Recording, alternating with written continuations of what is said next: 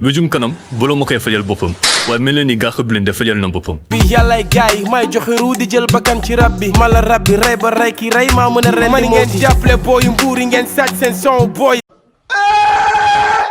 bu yàggul daal doon naa wax Akhlou Brick génne nañ benn titre tuddee ko Mbay Pétaw à vrai dire nag son boobu noonu il sera difficile pour Ngaaka Blindé détourner ko. baaba day bañ a wéet buy wéet nan ko aara.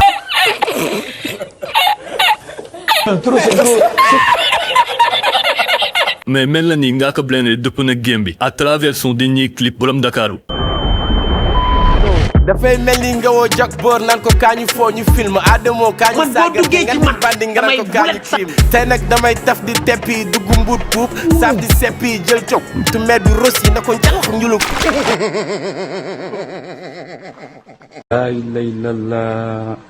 Ngaaka pour contrer ñii di Akhlou Brick dafa am lu mu indaale lu mu indaale nag nekkul leen lu dul autodérision maanaam danay mbalak sa bopp pour renverser situation bi. Baba Ndiaye waaw yaa day diggu Dakar waaw parce que maay borom Dakar.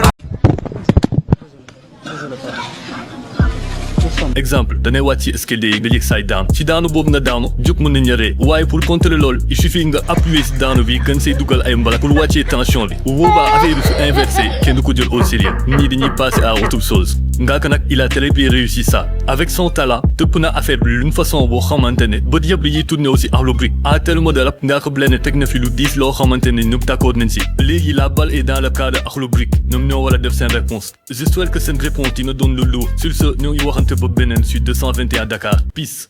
Voilà, bon. Ok. Bye bye.